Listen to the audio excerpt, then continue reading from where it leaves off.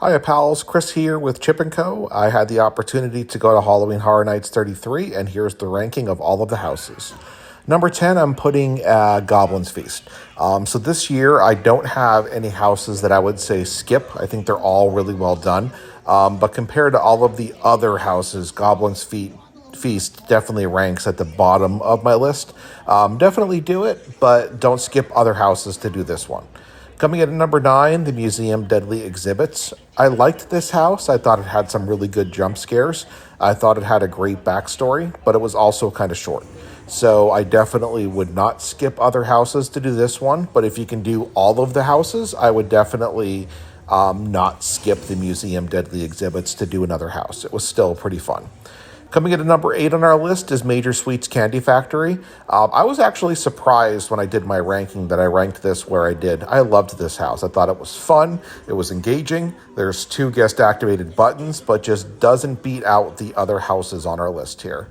Number 7 is Ghostbusters Frozen Empire. Now, this firehouse scene is the coolest thing, I think, of all of the houses this year, speaking as a huge Ghostbusters fan. The reason I ranked this at number 7 is just because this one's definitely all about the coolness and the aesthetics, but doesn't quite have the scare factor of the other houses. Moving on to number 6, we have Slaughter Cinema 2. This house definitely is doing the Slaughter Cinema franchise well. I definitely thought these jesters were the highlight, which is why they're featured so heavily here. I thought this was a fun house. Definitely put it on your to-do list. And I think there is potentially some other houses we can get out of this one. Number 5 is Monstros, the Monsters of Latin America. This house really brings the creep factor, some really cool animatronics, some really cool scenes, definitely a ton of good jump scares. I definitely would say that you have to put this on your must-do list. All of these top 5 houses have to be on your to-do list. If you can only do 5 houses during your visit, definitely do all 5 of the top 5. Number 4 is the Universal Monsters Eternal Bloodlines.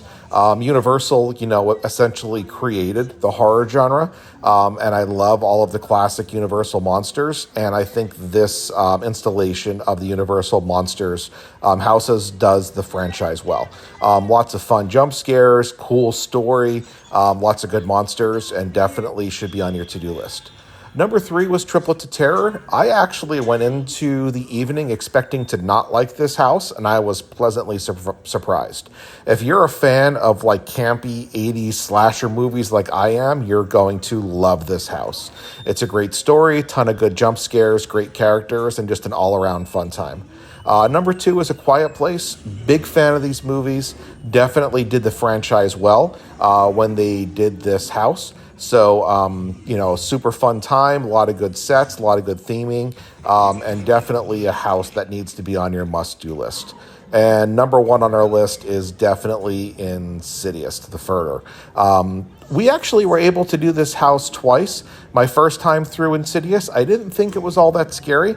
My second time through definitely brought the creep factor. So this is definitely one of the scariest houses I've ever experienced during my times at Halloween Horror Nights.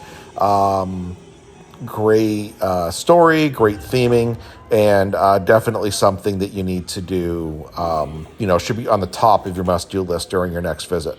So that's our top 10 list. Again, these are based on our experiences. Sometimes you get different run-throughs of houses and you have different tastes and you like different things.